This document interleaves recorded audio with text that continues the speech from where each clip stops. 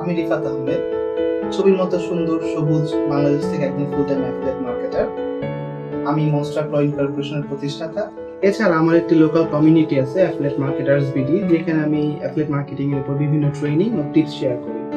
ছোটবেলা থেকেই আমার স্বপ্ন ছিল অনেক বড় হওয়া, কিন্তু ফ্যামিলি ইস্যুর কারণে আসলে খুব কঠিন অবস্থায় খুব দিনের মধ্যে আমার ক্যারিয়ারটা শুরু হয়। আমি প্রথম একটি মার্কেটিং অফিসে একজন কম্পিউটার অপারেটর হিসাবে মাত্র 4,000 টাকা বেতনে কাজ শুরু করি। সকালে ক্লাস করতাম, দুপুর থেকে সন্ধ্যা পর্যন্ত অফিসে কাজ করতাম, এরপর সন্ধ্যা থেকে আবার রাত পর্যন্ত অফিসে বসে ইন্টারনেটে স্টাডি করতাম। 2007-এ প্রথম আমি ওডেস্কে একজন মার্কেটারের আন্ডারে অ্যাসিস্ট্যান্ট হিসাবে কাজ শুরু করি এবং প্রথম সপ্তাহে মাত্র $16 ইনকাম করি। ডলারের ইনকাম সেই শুরু। এরপর 2011-র শেষ দিকে আমি $100 মাইল ফলক দিয়ে অতিক্রম করি।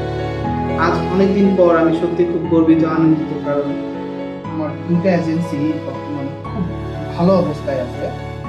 আমি মনে করি আমার সফলতার মূল কারণ আমার ডেডিকেশন। শুরুতে আমি 16 ঘন্টাও কাজ করছি, আমার সময় শরীর ক্লান্ত হয়ে যেত, কিন্তু মনকে বোঝাতে পারতাম না, আরো শিখতে ইচ্ছে হতো, আরো কাজ করতে ভালো লাগতো।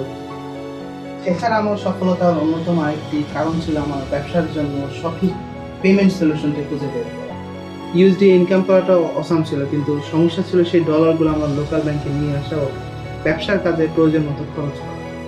ইউনিয়ন আমাকে একটি ইউএস ব্যাংক অ্যাকাউন্ট দেয়, যেটা আমি আমার সব ইউএস ক্লায়েন্টের কাছ থেকে পেমেন্ট নিতে ব্যবহার করি, কারণ এটা আমার ক্লায়েন্টের জন্য ফ্রি আর আমার জন্য খুব সামান্য খরচ ছিল। আর এছাড়া আমার পেমেন্টের অ্যাকাউন্টে যখন আমার টাকাটা থাকে আমি খুব নিরাপদ বোধ করি। চাইলেই আমি আমার ফ্রিল্যান্সার টিমকে পে করতে পারতেছি। চাইলে আমি আমার ব্যবসার এক্সপেন্স যেটা যেমন অ্যাডভার্টাইজিং ফি অথবা আমি ডোমেইন হোস্টিং কিনতে চাই সেটা আমি কিনতে পারি। আমি প্রায় 7 বছর ধরে পেওনিয়ার ব্যবহার করতেছি, 2000-এর বেশি ট্রানজাকশন করেছি, কখনো কোনো সমস্যা হয় না। এখন এমন অবস্থা যে আমার মনে হয় পেওনিয়া ছাড়া আমার ব্যবসায় রান করতে পারবো না।